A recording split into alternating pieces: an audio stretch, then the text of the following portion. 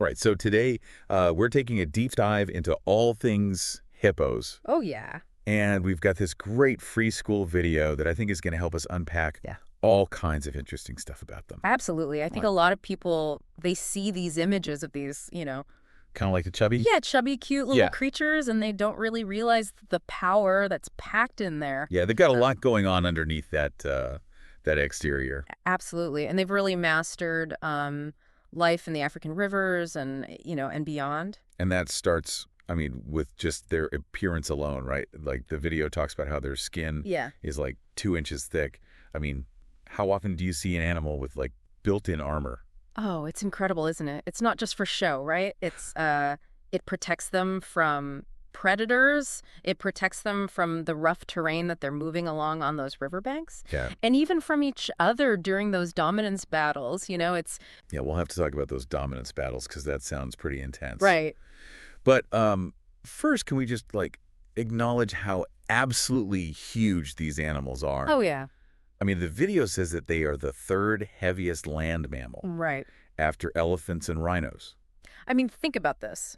A male hippo, which they call a bull, can weigh up to 4,000 pounds. Yeah, no wonder. That's like trying to move an SUV. No wonder they need that thick No, skin. but- They're like bumping into each other at that size. Yeah, and it really plays a huge role in that semi-aquatic lifestyle, right? Right. We get the name, the hippopotamus, right, from river horse, the Greek word. Right. So they're literally built for both worlds. And the video mentions how they spend a surprising amount of time in the water. Like they even, give birth in the water. Yeah. But then it throws this curveball at us and it's like, oh, they're not good swimmers. Yeah. And they can't float. So how does that even work if they're like sinking all the time? Yeah. Well, they've developed this really cool way of moving. Okay. That's almost like walking underwater, right? They kind of push off the bottom, or All right. they use their powerful legs to sort of like bound along. It's really fascinating to see. That makes sense when you see like their eyes, ears, and nostrils are all on the top of their head. Oh, yeah. So it's almost like evolution was like, well, we're going to make you hang out underwater. Right. So we're going to give you all the tools to be able to see and breathe while you're down there. And hold their breath. I mean, they can hold their breath for up to 5 minutes. It's It's over. amazing. Yeah. Though. So they're really well suited for that. They are. But then, the video talks about this whole myth about them sweating blood. Yeah. But that's not blood at all, right? Not at all. It's this really special oily secretion. And get this, it acts as like a natural sunscreen, and it's also antimicrobial. So they're producing their own. Imagine that, like your own sun protection, right? Oh, that's amazing. Yeah. So they've got, the thick skin for protection. Yeah. And then they've got their own SPF. They're ready for anything. Yeah. So it's like they're just ready for anything that's thrown at them. And speaking of throwing things, have we talked about their diet?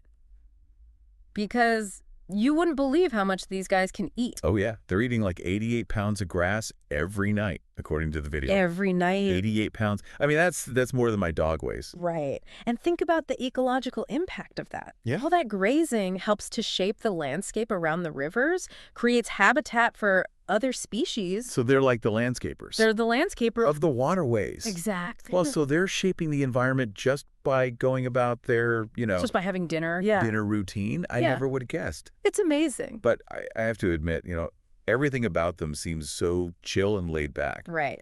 So I was pretty shocked when the video mentioned that they are one of the most dangerous animals in the world. There's more to them than meets the eye, right? Yeah. They might seem docile, but when it comes to protecting themselves or their young, they can get incredibly aggressive. It's those teeth, right? Yeah. The video said that they can grow up to 20 inches long. Oh. And they self-sharpen. And they self-sharpen, yeah. No, I'm starting to get why other animals would steer clear of them. And those 4,000-pound bodies can move surprisingly fast on land, too. Oh, really? They can reach speeds of almost 20 miles an hour. Wow. So you definitely wouldn't want to be on the wrong side of a charging hippo. It's like this ultimate combination of like size and speed and weapons. Like who would even mess with them? Well, the younger ones, the calves, they're vulnerable to crocodiles, lions, and hyenas, but Yeah. a full-grown adult, Yeah. not many predators. So you're telling me like a full-grown hippo is basically like a tank. Got it. It's got the armor, the speed, the weapon. The attitude to back it up. Yeah. Yeah. But even with all those defenses, there's one major threat that they can't overcome, and that's us. That's right. That's us. And the video touched on how habitat loss from like farming and urbanization is really pushing them into smaller and smaller territories. Right. And then you've got poaching, Yeah. for their meat and their fat and those ivory teeth. Right. It's heartbreaking to think that, something so powerful could be threatened by Right. Our actions. our actions. Yeah. Yeah. And that's why it's so important to really understand these animals and what they're up against. Yeah. Hopefully by learning more, Mm-hmm. we can all contribute to protecting these creatures. It's a real wake-up call. Yeah, totally. Yeah. And it's not just about preserving them, just for the sake of preserving them. I mean, Yeah. these animals play a vital role in their ecosystem. Absolutely. Like, remember how we were talking about all that grass that they eat? Yeah. The video barely even scraps the surface of, like, how that impacts those river systems. Well, you're right. It's so much more than just keeping their bellies full. All that plant material they consume gets broken down and Right. will, return to the environment. Okay, hippo poop. Got it. Yeah. But what's so special about that? It's just fertilizer, right? Think of it this way. They're taking nutrients from the land Okay. and essentially transferring them into the water through their waste. Okay. And this creates this whole cascade of effects, right? Okay. So, it's feeding microorganisms, it's supporting fish populations, it even influences plant growth. So they're like these giant nutrient recyclers. They are, yeah. They're literally fertilizing the entire river ecosystem. Wow. I never would have made that connection. It's pretty amazing. Yeah. And there's even more. Or like what? Well, think about those wallowing pools they create. Oh, yeah? Those muddy depressions where they spend so much time just kind of cooling off, socializing. Yeah, the video showed some pretty impressive mud baths going on. Yeah, it's like their own personal spa, right? Yeah, like it's...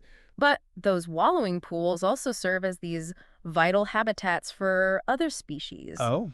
They provide, a source of water during the dry season, a refuge from predators, and they can even be breeding grounds for insects and amphibians. Wow. So they're like unintentionally creating these little oases They are, yeah. for all sorts of creatures. It's true. I'm starting to see them less like these solitary giants and more like these Yeah. ecosystem engineers. That's a great way to put it. Yeah. They really have a much bigger impact on their surroundings than most people realize. Okay, so we've talked about their size and their adaptations and their role in the ecosystem. Right. But what about their social lives? Yeah. The video mentioned that they live in these groups called pods, Yeah. but it didn't really get into the details. Well, their social dynamics are actually quite complex. Those pods can range from a handful of individuals to over 100. Right. And there's a lot of competition, jostling for dominance, especially among the males. I can't even imagine being in a group with 100 massive hippos. Yeah, and they communicate with all these grunts, bellows, and even whistles. Oh, really? Yeah, and when it comes to, asserting dominance, things can get Things can get what? pretty messy. Messy. What do you mean? Well, let's just say that dung flinging is a common tactic. Wait, are you serious? They throw poop at each other? Oh, yeah, they use their tails. That's hilarious. Propellers, yeah. But also kind of gross. It's effective. Okay. It might seem strange to us, but it's a very effective way for them to communicate Okay. and establish their place in the hierarchy. Another reminder that the animal kingdom is full of surprises. It is, yeah. So what about when it's time to, raise a family? Yeah. The video mentioned that the calves are born underwater, but that seems kind of risky. It does, but newborn calves instinctively know to surface for their first breath. And the mothers are incredibly protective. They keep their young very close, nursing them both in and out of the water. Oh, I bet those moms are fierce. Yeah, you wouldn't want to get between a mama hippo and her calf. No, I would not. But, no. Speaking of, threats, we talked earlier about how humans are the biggest danger to them. Right.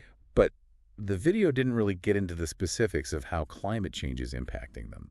Well, that's a crucial point, right? Because they're incredibly reliant on these freshwater habitats. Right. And with climate change causing, prolonged droughts and these unpredictable rainfall patterns, Right. their access to water is becoming increasingly threatened. So it's not just about habitat loss from farming and development. Right. It's about the availability of the water itself. Exactly. Wow. And as rivers and lakes dry up, hippos are forced to congregate in these smaller areas, which Yeah. leads to increased competition for resources, Right. more territorial disputes, and even outbreaks of disease. It's like this chain reaction, climate change sets off this cascade of negative consequences It is. that could just devastate entire populations. And the sad reality is this is happening right now, Yeah. It's not some far-off future scenario.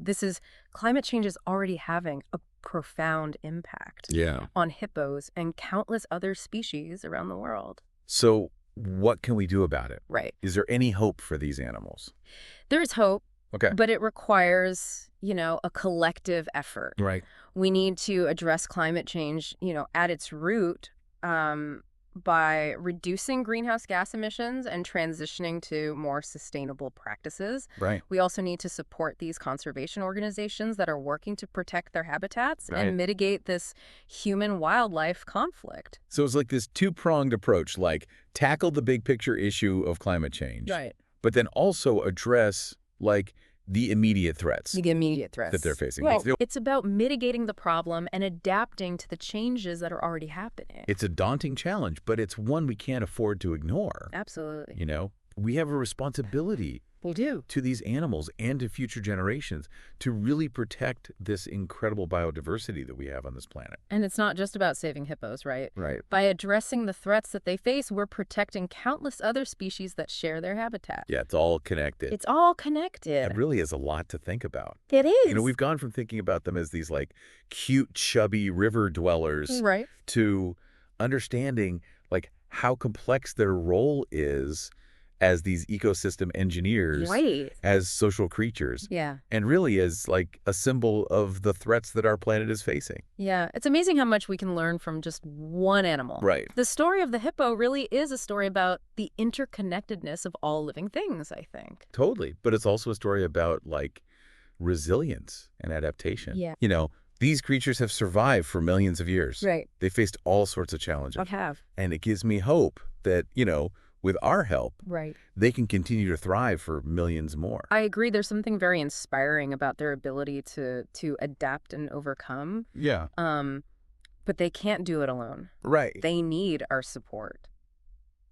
So let's talk solutions. Okay. What can we, as like individuals, do to make a difference? Right. I mean, we're not all like wildlife biologists Sure. or conservationists. You don't have to be to make a difference, right? Right. Even small actions can have a ripple effect. Okay, like what? Give me some examples. Well, we can all make more sustainable choices in our daily lives, right? Oh, yeah. Reduce our carbon footprint, conserve water, support businesses that are prioritizing environmental responsibility. Makes sense. Those are all great places to start. Yeah, it's about recognizing that like our actions here at home Yes. have consequences for ecosystems and wildlife Absolutely. all over the world. Yeah, and you can also support organizations that are working on the front lines of hippo conservation. Oh, okay. Groups like the World Wildlife Fund, the Tusk Trust, Yeah. they're doing incredible work to protect habitats, mitigate human-wildlife conflict, and promote this sustainable coexistence between people and hippos. Yeah, so even if we can't like be out there in Africa building fences and tracking hippo populations, we can still like contribute You can still contribute, yeah. by supporting the people who are Absolutely. And don't underestimate the power of education and awareness, too. Right. Sharing what you've learned about hippos with your friends, your family, your community. Yeah. That can spark conversations and inspire others to take action. I love that it's like we're all part of this giant network. We are. And the more informed we are, Right. the more effectively we can like advocate for change. You got it. As we're like wrapping up this deep dive. Yeah. I'm really struck by how much we've learned about hippos We have. and how much they've taught us about like our own role in the world. They really are fascinating creatures. They are. They embody the power of nature, Yeah. the importance of balance, and this, really urgent need for us to become better stewards of our planet. That's a great point to end on. Yeah. So to all of our listeners out there, Yeah. I hope this deep dive has like sparked your curiosity about these incredible animals Yeah. and inspired you to learn more about them Yeah. and the challenges that they're facing. And remember, even small actions Yeah, can make a big difference. totally. By working together, we can ensure that hippos continue to grace our planet for Yeah. generations to come. Well, thanks for joining us on this incredible journey into the world of hippos. My pleasure. Until next time, keep exploring, keep learning, and keep the wonder alive.